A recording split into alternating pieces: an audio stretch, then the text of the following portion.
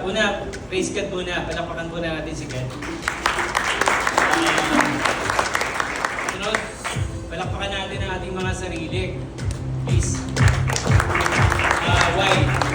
Kasi may nakita ko dito, may galing Masbate pa. May menti ako na taga Masbate. Thank you, Dixon. Tapos, of course, natutuwa ako, nandito yung boss ko for 8 years, Atty. Nage. And of course, hindi ko kayo mag-isa-isa, yung mga kaibigan ko. Sabi nga, we can earn more money but we cannot earn more time. So the mere fact na nandito kayo, binigay niyo yung oras niyo dito sa ating salo-salo na to, sa gatherings na to. Siguro, isa ako sa pinakamasayang tao right now. Yan. So, sabi nung isang reporter kanina na taga Net25, nagmamadali lang siya, hindi siya makita. Bakit daw ginawa to? Bakit sinulat? Ayun, yun. Nandito pa pala. Sorry. Akala ko umalis ka na. Anyway, siguro yung keyword niya dito, MSME. Micro, small, medium enterprise. 20 years na akong go-negosyo mentor. Ang MSME is 99.6% ng businesses sa Pilipinas. Again, 99.6. 0.4 lang yung hindi kasama doon. So, backbone of the economy pala tayo. So, bakit ba kailangan siya? Maraming tao nangangapa. It's a cliche, gas-gas na. Pero, pagka, sabi nga nung isa kanina, magpapaturo ka pa mag-drive sa isang taong hindi marunong mag-drive. So, maraming pagkakamali ako sa negosyo na palagay ko kung uulitin ko pa ngayon, hindi ko nakakayanin. So, kung magkakamali pa kayo, please, tanungin nyo na si Juan, si Pedro, at dito sa books na to, na negosyong swak na sa'yo, iba yung kay David, puro mga Bible character pala to, iba yung kay Joseph, iba yung kay Martha. So please, huwag ka maingit sa katabi mo. Ang tanungin mo, God, bakit ba ako nandito? Ano ba yung binigay mo sa akin purpose? Ano yung binigay mong talent sa akin? At yun na lang ang gamitin mo. At awa ng Diyos, bibigyan ka niya ng direksyon. Pangalawa, bakit ba may librong ganito? Tulad na nasabi ko kanina, sorry, mababaw yung luha ko, tumulo ng konti kanina. Kasi, my father was shot when I was 7 years old. Maybe it's a child trauma, I don't know. Sa harapan ko, nabuhay pa rin siya, pero ang bigat kasi dinala siya sa Levery Hospital. Hindi siya salinan ng dugo, hindi siya operahan kasi wala kaming pera. So, mahirap maging mahirap. Tapos, alas 2 siya ng hapon na baril, alas 8 na ng gabi, hindi pa siya napasasalinan. Dinala siya sa Batangas City, which is 4 hours away. Pangit pa yung kalsada nun. 2 a.m. na, hindi pa. Tanda-tanda ako, dumating yung kapatid kong sundalo, 4 a.m. Saka pa lang siya yata. So, praise God, nabuhay pa rin si tatay, pero pamula nun, tumanim sa isip ko, ang hirap pala maging mahirap. So, kailangan pala talaga magsikap. So, yung mga taong nangangarap ngayon, alam ko hindi lang sa room na to, o meron ka ng tinayo, gusto mong ma-i-align, naniniwala ako itong libro na to mag-guide sa atin, pare-pareho. Hindi lang sa inyo, pati sa akin. And, of course, subject to dun sa aming Bible study ng isang araw, nandito yung isang kasama, Mr. Gary G, Gary B pa. Yung, ano ba yung sabi? Bakit ba lagi natin kailangan tumulong? Sabi ko nga kahit kalahati lang kahit manananggal, yung kalahati lang. Mas may isang soul tayo na natulungan. Kasi nabasa ko kasi doon sa final judgment, doon sa Matthew 25:40. Nakalagay doon, sabi niya, truly, I believe anything that you do to the least of my brother and sister, you did it for me. Pero mo yun, pag may nagawa ka pala sa isang kapatid mo, ginagawa mo pala yun sa kay God. Yun lang. Yun yung inspiration ko na hopefully makatulong sa ating lahat. And siguro lastly is palagay ko sorry, kulang ako sa tulog siguro na-excite or maybe dahil masyadong maganda yung buhok ko ngayon kaya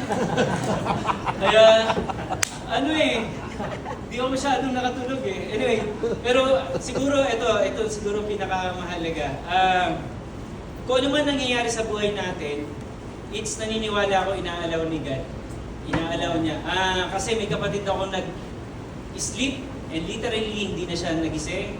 So naniniwala ako, the mere fact na nagising tayo kanina, magkakasama tayo ngayon, inaalaw niya tayo, magkita-kita tayo dito. And hopefully, this book, hindi lang siya dito tayo nagkita, habang nakasama nyo at hawak nyo to, sana naman pwede nyo bang pahiram doon sa mga hindi kayang bumili. Kasi, akala ko ang kuryente, luxury. First year college na ako na nagkaroon ng kuryente sa lugar namin.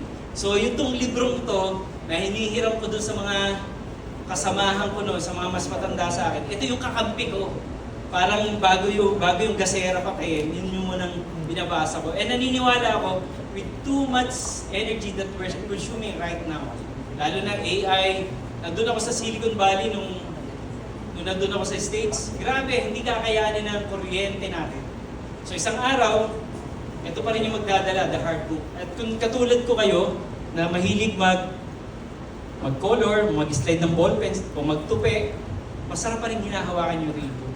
Yun lang po, at kung may katanungan kayo, I'm willing to answer. Thank you. Thank you so much, Doc Mike. Okay, so we all agree, right, that these books are not just publications, but they're actually, really something na gusto nating namnamin. Kasi nanggagaling sa totoong buhay, lessons na totoong nangyari na hindi siya over and exaggerated. And every problem, from Mentor Mike, every problem has a solution, and we've seen that in his life. Alright, so now it's finally time to meet the books.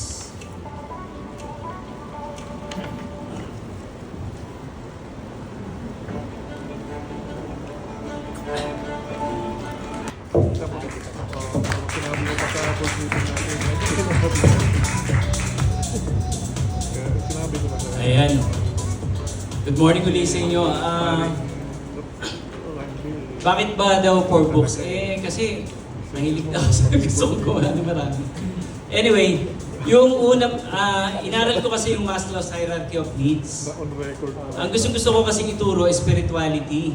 Though sabi nila, baka gusto ko lang magpastor. Ang naniniwala ko ang ministry ko sa marketplace. So, gusto ko ituro lagi spirituality tsaka self-actualization. Yung Maslow's Hierarchy of Needs, familiar naman tayo lahat doon, di po ba? Kaya lang, lagi pala food, shelter, and clothing. Kasi nung nagsisimula rin ako, kaya lang umaattend sa mga training ng mga insurance kasi sa libreng pansit. Ngayon, so na-realize ko, kailangan mo na talaga ituro muna kung paano tayo magkakaroon ng food, shelter, and clothing. Yung negosyong swak sa'yo. At kung doon sa mga international friends ko, yun naman yung business that fits you.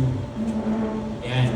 So, pangalawa naman, kung licensed cosmos broker ka ngayon, nakikita ko dito yung mga kasamahan ko sa aming profession. Lalo na yung aking, sabi ko nga, yung first boss ko, ang real na mentor ko, si Atty. Nage, for 8 years. Nung ako ay processor, messenger, taga-bayad pa ng mga, ng mga duties. Ayan. And of course, nandito yung aking kaibigan, licensed cosmos broker din, si Kuyang Ado Carmona. And of course, mga kaibigan ko si Brother. Bakit ba? Kasi kung importer-exporter ka, ang liit na kasi ng mundo ngayon. Pag nakita mo sa internet, gusto mong pindutin, gusto mong kuhanin.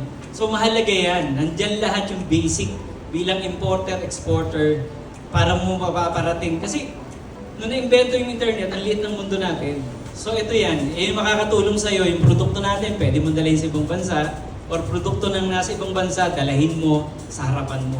Eto, nandito yung basic, paano mo magagawa yan. Hindi yung, basta kanila nakakita sa Facebook, nakakita kayo, 6,500 to 7,000 per CBM, basta nyo nalang kiklikin yun. No, pag nawala yun, to be honest, wala kayong makukuha insurance. So mahalaga to na may guide kayo. And of course, mas nauna kong ginawa to, yung From A to Infinity. Kasi diyan ko sinulat talaga naniniwala ako parang yun ang proseso ng, kung nababasa kayo ng Bible, yung Ecclesiastes, ayun ko ha, pero pag binabasa ko yun, nalulungkot talaga ako. Kasi basically, wala palang kwenta yung buhay natin eh. We're just chasing our own tail. Wala rin kwenta. Sa matter of fact, hindi ko alam kung yung ginagawa natin to after 100 years, kung maalala pa rin tayo. Pero at least, during our moment, during our time here in Earth, sinubukan natin gawin yung dapat natin gawin at palagay natin pinapagawa sa atin agad. So yan, nandyan yan.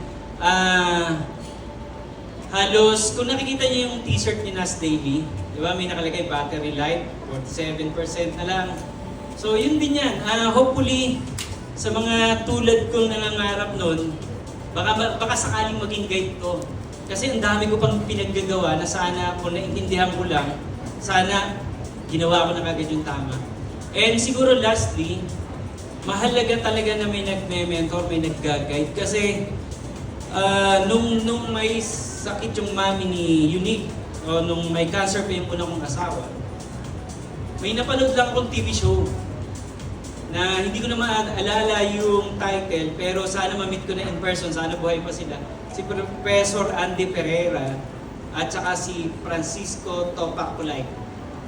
Sila yun. So napanood ko lang siya, tapos may libro siya, binasa ko. Na-inspire na kaagad ako doon. So hopefully, sana katulad ko kayo, na sometimes we are just an inch away to change the course of our life. At minsan, nasa tamang direction lang o nasa tamang mag-guide lang. And lastly, again, thank you lang ako kay God dahil sa nangyayaring ito, sa inyong lahat, and of course sa family ko, sa wife ko, si Joanne, anak ko si Unique, at yung nagpapainit kong anak ko si Bess, yung marketer ni Boss RSA na sabi ko dito ka na sa akin. At saka, of course, ang favorite son ko, si Aimin. Yun lang po, thank you so much. One more thing pala. Gusto ko lang i-add dito sa book, please, lalo na dito sa Negosyong Talk sa'yo. Again, please, gasgas lang to, lagi natin nababasa yung story ni Joseph. Pero even dito, binigyan namin siya ng ibang twist. Sana basahin ninyo na maintindihan ninyo na, or halimbawa yung kay Martha, yung aligaga na siya nag-aasikaso. Sa negosyo, kailangan natin na may isang Martha rin. So yun, sana maintindihan natin po yun. Salamat po, thank you so much. Thank you again, Mike. I guess we can all agree, right? Na talagang, I've said this before, I'll say it again. It's more than just the books. It's really learning from the experiences of someone who's gone through so much. And if he was inspired before by somebody, hopefully today, ma-inspire tayong lahat sa ginawa ni Doc Mike. And that's why he wrote these books. Para matulungan din tayong to hope for a better life, di ba? To be transformed as well. So, of course, meaningful milestones like this are never achieved alone. Ayan. So, thank you so much. We would like to appreciate and thank our sponsors who helped make this celebration possible. Because this celebration talaga is not just about the books, but it's about helping other people grow. Diba? Helping other people have the kind of life that they were meant to have. Alright, so at this time, please allow me to recognize our valued sponsors, partners, members of the media, and our distinguished guests. Doctor, can you tell us about some of the businesses you built or helped build? Hi Jojo, thank you for the question. First is yung logistics company and also a real estate company and also some resorts. Sa ngayon, yun yung existing pa rin. Can you tell us about your journey towards success? As they say, failures just redirect you to the right direction or redirect you. Can you tell us about that? Palagi ko nga hindi pa rin success eh. Naniniwala ako, laging there is always room for improvement. Continuous pa rin tayo mag-grow. Then yeah, tama ka. Yung failure for me, there's no failure actually. There's only failure if you give up. Pero pag hindi ka nag-give up, diretso pa rin. Halimbawa, may problema ka, ayaw mo mag-give up dun sa... Naniniwala ako, in every problem, there's always 3 solutions. Kaya, so basically, walang failure. Laging it's either you learn or you earn. So, laging may life lesson. Ang sarap-sarap lang intindihin ko ano yung pinapadala ni God sa bawat minuto ng ating buhay. Lastly, have you ever, or as a celebrity, sought your expertise? Ay, yeah, may mga ilan tayong celebrity na tinuturuan. Kaya lang, syempre, ayoko na i-mention, baka sabihin lang, ginigamit ko sila. May production company kasi ako before. So laging naririnig nila, Sir, laging matalinhaga yung mga sinasabi mo, para laging sabi ko, pasensya ka na, laking probinsya ako eh. At saka siguro, laging ganun eh. May longing, may fire sa puso ko na gusto kong gawin to. Gusto kong makatulong sa ibang tao. Last, follow up lang doon. Ano usually, kasi di ba itong mga celebrities na to, usually may pera naman sila eh. But still hindi guarantee yun na magsasucceed sila sa business. Saan sila usually nag-fail? Madalas, hindi lang celebrities, pati ordinary human being. Pag sinabi mong alam mo na ang lahat, pag ayaw mo nang matuto. Minsan kasi dito sa Pilipinas, ang dami nating title. Sa US, pag nagpakilala ka, Hi, I'm Mike. Dito, i-introduce pa, may doctor, may lawyer, sorry sa mga tapos ang daming suffixes. Then we tend to forget na there is always room for improvement. Pag laging binaba mo yung sarili mo with all humility na gusto ko pang matuto. Laging gusto ko pagpasok sa bawat group, marami akong kaibigan dito na gusto ko ako lagi yung eager beaver. Gusto ko pa rin matuto sa'yo. Kaya kailangan nila yung book. Basahin yung books. Thank you. Thank you, Jojo. Before we continue, Sir Mike, sabay-sabay ba nung ginawa yung libro mo? Sabay-sabay mong ginawa itong apat? Very briefly, paano po siya nagsimula? Actually, hindi siya sabay-sabay. I'm more, hindi kasi ako writer, more to speaker ako. So basically, yung kaunahan niyang book, inuutusan pa lang ako ni Atty. Nagy doon sa Law Division, sinusulat ko na siya. Pero mali-mali yung mga grammar ko. Kasi more speaker talaga ako, yun ang binigay sa akin ni God na talento. Kaya lang sabi ko, sayang naman itong mga experiences kong to, kailangan kong sulatin siya. So nasulat siya, mapapalitan yung manuscript, mapapalitan na naman. Hanggang sa bago natapos siya, nakita ko, nalamsa namin siya, hindi, walang formal launching lang, pero matagal na siyang nakasulat. So nagkataon lang, ilalunch namin yung negosyong swak sa'yo. So sabi ko, sabay na natin yung ibang books. Kawawa naman yung ibang books, baka magtampo sa shelves. Hindi na launch. Yeah, Opo. no. So ang ating pinakabago ay yung Negosyong swak sa'yo. sa'yo. Okay. Tanong po tayo from Romel Gonzalez of Showbook Radio. Hi, Mentor Mike. Hindi nakatatanong kasi may tao sa likod ko. Ang tanong ko is, sa sitwasyon ngayon, sa economic situation ngayon ng Pilipinas na hindi kagandahan, sa palagay mo, ano ang pwedeng maging impact ng mga books mo sa bawat Pilipino? Palagay ko malaki. Kasi lagi natin sinasabi itong gobyerno na to, regardless kasi kung sinong president, lagi tayo may masasabi. Pero naniniwala ako, sigad pa rin na nagtayo sa mga yan, sa authority. So, huwag mo nang antayin yung matutulong sa'yo ng gobyerno. Pilitin mo nang gumalaw, gumising, kumilos. Kasi nararamdaman ko lagi, kung kayo ay katulad ko dati, na minsan your back is against the wall and kapit ka sa patalim. Ito, alam ko, i-guide ka. Kasi, pagka nagsimula ka, dalawa lang naman mangyayari. It's either matuto ka, so may leksyon, or magiging successful. So, may mantra kasi ako nung bata pa eh. Alam niyo, nung kahit nagkasakit yung una kong asawa, o nung gipit na gipit ako, kahit isa sa inyo dito, wala akong inutangin. Lalo na yung mga matagal ko ng kaibigan. Kasi ayoko talaga maging pabigat. So, pagka ganun ang meaning ninyo na ayaw mo maging pabigat, ang mantra ko, kahit hindi makatulong, wag lang ako maging pabigat. So yun, pagka ganun, magkikilos ka. So magkakaroon ka ngayon ng guide, which is ang guide ay yung book. So, kung you imagine, babalikan ko, 99.6% ng economy, ng businesses sa Pilipinas, the backbone of the economy itself is MSME. So basically, pro Deo et Patria, for God and country, pagka nagninegosyo tayo sa Pilipinas. Hello. Next question ko, Mentor Mike, is, pwede ko malaman anong age ka naging very successful? Nagsimulang maging very successful? Again, sabi ko nga, yung success hindi ko pa rin matanggap eh. Subjective kasi yung success eh. So basically siguro kung in terms of money, O yun, kailan ka oo. nagkaroon ng milyon? siguro before mag-30s, ganyan. Hindi ko basta sa akin lang noon, nagsasabay-sabay na eh. medyo nilalakihan na ni attorney yung sweldo ko, tapos kumikita na rin yung insurance ko, tapos nakakabenta-benta na rin tayo ng mga binibenta natin dyan sa Imus. Hanggang ngayon, nandiyan pa rin sa Cavite o kung saan man yung mga binibenta natin mga properties.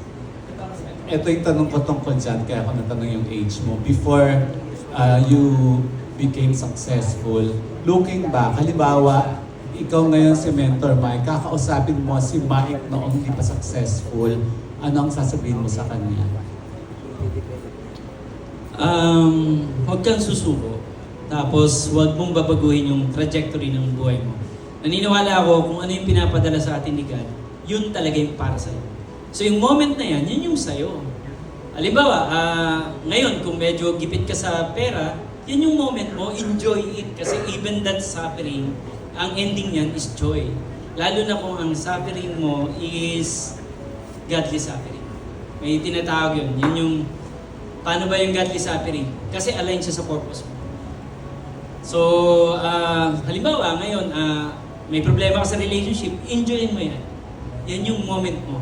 Actually, doon ako mas nagustuhan ng ilang kong mga mentees na nandito. Yung iba, wala dito. Paborito ko talagang topic, mental health. Kaya lang, napansin ko, walang gustong makinig doon. Pagka, boss, wag muna natin pag-usapan yan. Wala namang pera eh. Wala, sakit din kumakalam yung sikmura ko eh. And siguro, lastly, kung gusto nyo talaga magsimula into something, kailangan may PhD kayo. Ano ba yung PhD? Hindi Doctor of Philosophy. You must be poor, hungry, and driven. Yun lang po. Galing naman na Mentor Mike. And for my last question, kanina nabanggit mo, parang napakalungkot ng buhay mo noon, nabaril tatay mo, yung kapatid mo hindi na nagising, yung wife mo nagkasakit. So, if ever gagawing pelikula ang buhay mo, papayag ka ba at sino ang pipiliin mong gaganap bilang ikaw? Naku, ang ganda tanong yan ah. Hindi, idol ko kasi nun pa si Jericho Rosales eh. Pero mas gusto ng misis ko si Ian Veneracion. So, it's a tie. Ayun, thank you Mentor Mike and congratulations. Salamat sa question. We have questions from Jude Cartalapa of ABS-CBN. Hi, good afternoon. I just throw one question. In these times kasi, I'm just curious, how critical is financial literacy in preparing the young students for the modern economy? Thank you for the question. Yeah, it's so crucial kasi it's a cliche na naririnig natin at ako mismo nung bata ako, mag-aral ka mabuti para makapagtrabaho ka ng maganda at malaking sweldo. Crucial siya kasi nga, again, sabi ko nga sa inyo, yung backbone ng economy natin, tayo lahat dito. Hindi naman tayo Rason, hindi tayo Ayala, hindi tayo Gokong Wei. So, tayo yung bumubuo ng ekonomiya natin. Kung nagtutulungan tayo, it happens before nung may COVID. Doon sa subdivision namin, nakita ko na buhay kami kasi nabigla tayo lahat. Walang naka-expect na ilalockdown tayo. So may nagtinda sa amin ng chicken. Sinabihan ko kagad, hindi ako ang presidente pero pakilamero talaga ako. Oops, wag na kayo magtinda ng chicken. Eto kayo, baboy ha, sa inyo kami. Ako may gulay kasi may farm ako. Aking gulay. O, so nagbenta-benta kami. So could you imagine, for so many months na buhay kami. So nakita ko kagad kung nagagawa sa micro scale, dito sa maliit sa subdivision, ganun na ganun din tayo sa buong Pilipinas. So everyday, paglabas natin, gagastos tayo. So ang number one rule ko sa buhay, number one akong bibili doon sa kakilala ko at hindi ako hihingi ng discount. Minsan baliktad tayong Pinoy eh. Kung sino, ay, tropa ko yan, kumpare ko yan ha, bigyan mo ko discount. Hindi, tatawag kita sa amo mo. Maraming tumatawag sa aking tauhan kung gano'n. Baliktad, ang gawin natin, ang una nating tulungan, yung ating mga kakampi, kamag-anak, kasi, sorry, hindi natin alam kung gaano, sila minsan walang tulog sa kaiisip kung paano bubuhayin yung negosyo. Kung paano sila magpapasweldo bukas. Sorry po. Mahirap pala pag walang tulog. Do you have Hindi, kasi follow-up? reminiscing lang, bumabalik lang na may mga moments kasi hindi madali kasing pag-usapan yung success or something. Pero during the moment na down, wala naman nagdi-discuss dun eh. Minsan nga, sasarilinin mo na lang.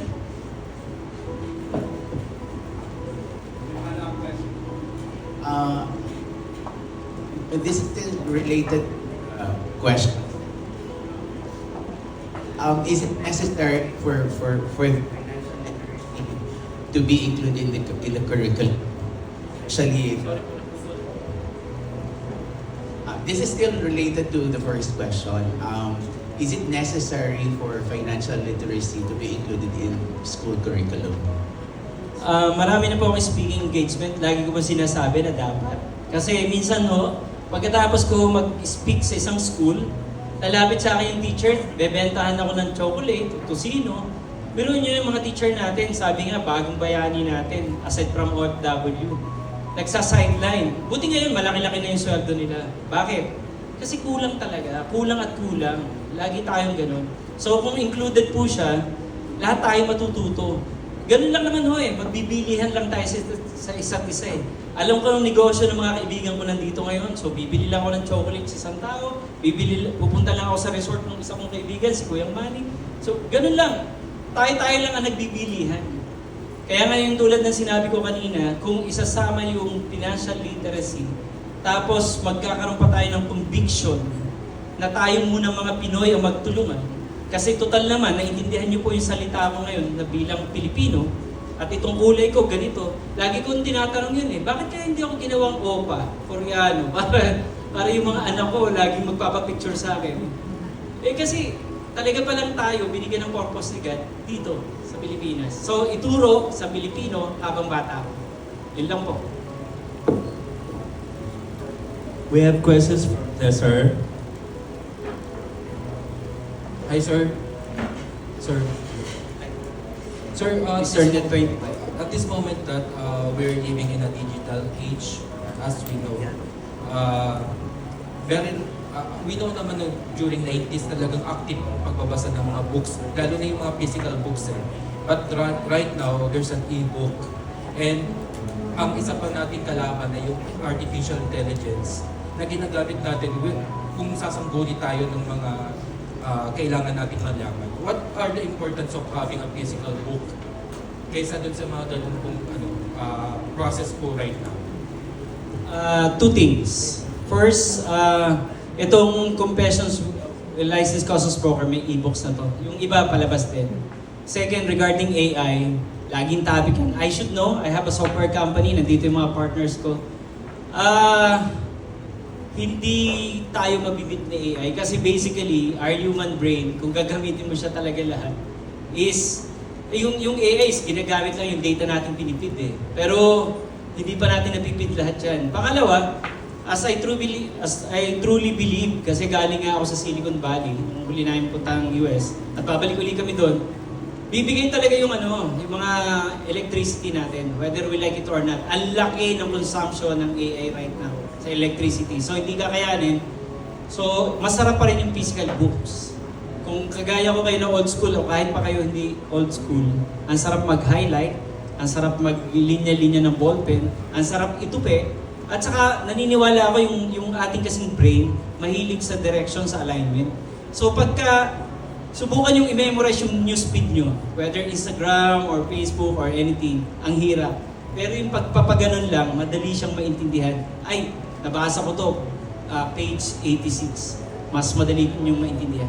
Parang sa Bible lang, pag binabasa mo, nandun ka agad dire-diretso. Parang, halimbawa, sa Bible lang, ang pinaka-paborito kong tandaan, yung MM. Kasi magkakasunod yun Matthew, Mark, Luke, Joan. Luke. Hindi, MMLJ. Mananatili po ba yung relevance niya? Consider that the fast approaching yung technology po natin. Yes, kasi anything that is yours cannot be taken away. So sa'yo, yung AI, pag pinindot mo siya, normally hindi mo siya aralin, hindi mo siya masyadong ikikip, maya-maya wala na siya. Lahat naman tayo gumagamit, pero siguro for reference. Pero yung talagang, sabi nga ni Madam Chiki kanina, embed mo sa heart mo, hindi mo siya embed kasi alam mo that is not yours to keep. And last question na lang po. Jump to another topic naman po. Generic po ba o naka-generalize po ba yung concept or end theme po ng books po, ng core books niyo po?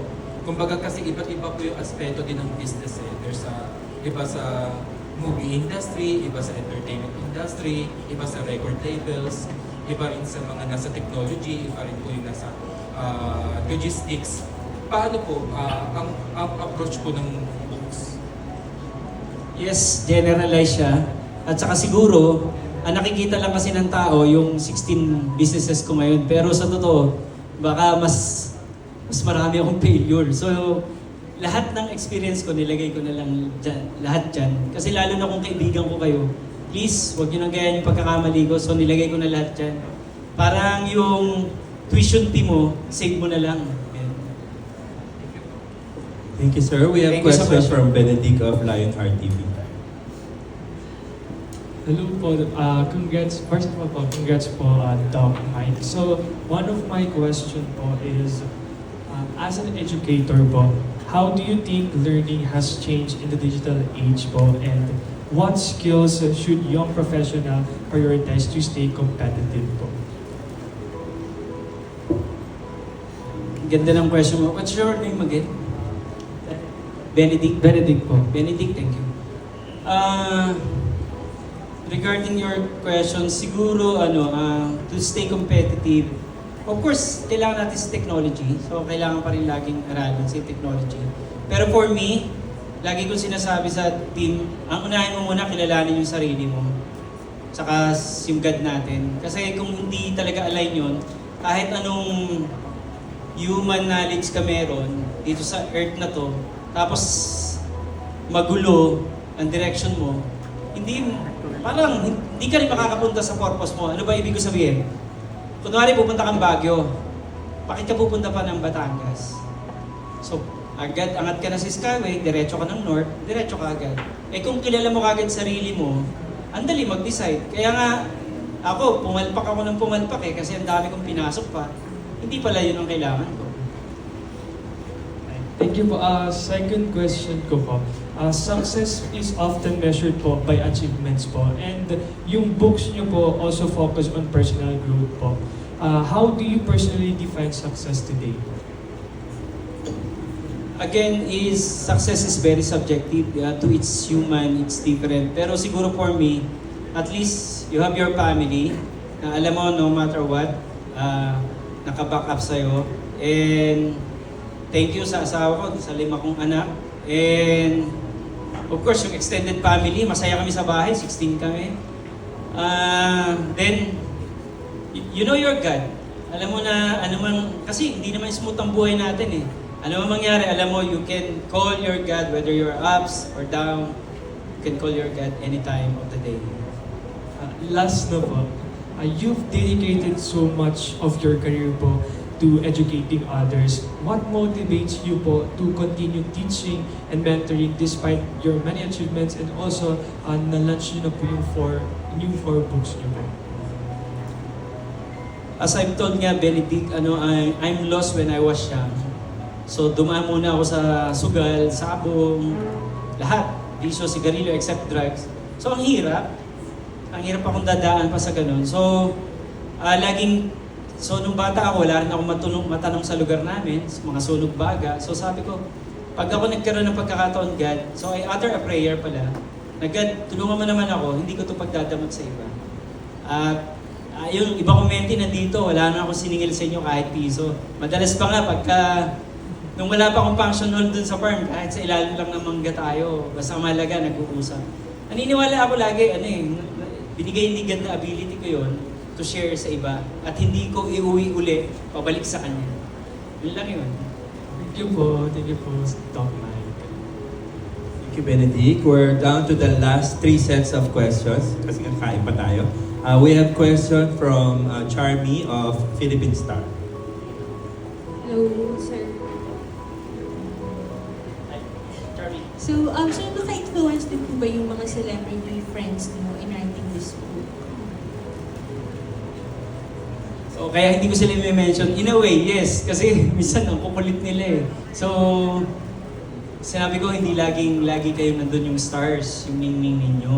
Yung iba naman nakinig. Yung iba nagtayo na ngayon ng ng iba-iba. Yung iba, whiskey, yung iba, ewan ko, pinakikiri nga sa akin, sabi ko, alam niyo naman, nag-change na tayo, so hindi na tayo nagkaganyan, so pasensya na. Pero, yes, in a way. Kasi sabi ko, hindi niyo ako katulad, wala akong tatay na sikat, wala akong sinusweldong kanyang so, kailangan kong day in, day out, magtrabaho pa rin. So, in a way, yeah, kasi nilagay ko dito yung mga ilan nilang, kasi they thought forever eh. Hindi forever talaga. Kahit na, even to, hindi naman forever. So, again, sabi ko nga, we're chasing our own tail. So, for the meantime, let's enjoy what we have right now. Na-include po sila, sir, sa book niyo? Yung mga celebrities, na-include din sila sa book? Na-mention? Hindi. Baka sabihin kasi, cloud chaser ako, ginagamit ko sila. Pangalawa, magkaibigan kami personally, so hindi ko naman kailangan silang isulat na. Except sabi nila, bro, sama mo ako dyan. Pero alam naman nila, yung iba namin ginawang business is because para sa kanila.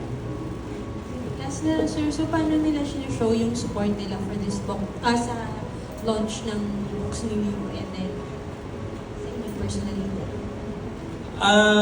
In fairness sa kanila, hindi pa nalalaunch, nagbabay na sila. Yun ang show of support nila. Tsaka pagka may mga gusto silang itanong, lagi naman kaming may GC. So tanong na sila ng tanong doon.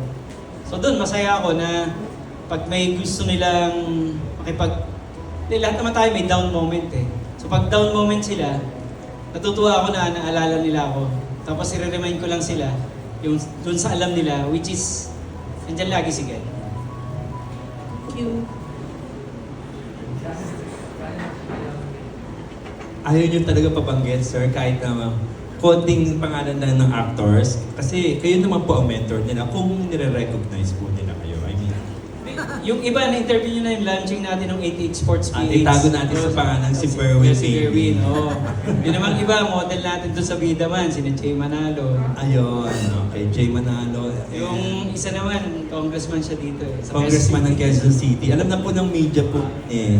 Kaya na kailangan manggaling po from you. Kaya lang parang off the record. Anyway, we will respect naman po. Our second to the last question will come from Nas Tabares. Hello po. Nabanggit nung earlier na mahalaga ang may mentor po tayo. No? So, can you share po sino yung mentor ni Mentor Mike sa pagbuo ng mga libro niya and paano po siya na-mentor? I have siguro two kinds of mentor. Yung unang mentor ko, yung mga experiences, yun ang nilagay ko. Then, yung mga literal na tao, as I mentioned a while ago nga, si Attorney Nagi kasi very yun eh.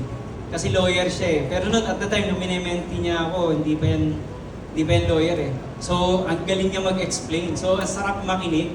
So, please, doon sa mga nag-employed ngayon, masarap, minsan wag yung habulin kagad yung sweldo. Hindi naman yung sweldo kagad eh. Ang mahalaga, may natututunan ka doon sa amo mo, doon sa boss mo. Ito kahit ayaw niya kahit ayaw na namin makinig, mag-i-explain pa rin siya. So, yun palagay ko. At saka yung iba dito, yung mga kanegosyo ko dito, marami rin ako natututunan sa kanila. Yung mga kasama ko sa Bible study, hindi ko natututunan sa kanila. So basically, again, yung kinuwento ko kanina, continuous learning, there is always room for improvement, and lagi yung mantra ko, kung pwede, ako yung pinakatanga sa room. Para gusto kong matuto pa rin sa inyong lahat. And last na lang po, napansin ko si Mentor Mike TV, mag-venture din po ba kayo sa content creation? Dati, sumisingit-singit kasi instead na, palagay ko nag-aagawan lahat yung sa attention yung tao. So ako ayoko na ng ganun. Ang gusto ko, ini-interview ko yung tatlong klase. Nag-interview kasi kami meron kami tinatawag na Wednesday, Wednesday. Kung ano yung mga dapat mong ipagpasalamat tuwing middle of the week. So in-interview ko yung mga tinitingala ko, tsaka yung mga contemporaries ko, at saka yung mga mentees ko na magaganda na yung buhay ngayon. So, hindi para ipagmalaki, kundi para baka kapulutan ng aral, At in a way, matuto tayo sa kanila. Yun. Sir, pwede rin po ba malaman kung sino yung attorney na mentor nyo? May phone-in question. Si Attorney Ferdinand Nage, nandito siya, nakakulay blue. Hello po, sir. Attorney. Yan ang mentor ni Beato. Okay. Second to the last question, yeah, from PTV4. Magandang hapon po. Again, I'm Joseph from PTV. So, isa sa dalawang kong question po. Una, sa kabila po ng malaking porsyento ng mga pumapasok po sa negosyo dito sa Pilipinas, base nga po sa sinabi niyo kanina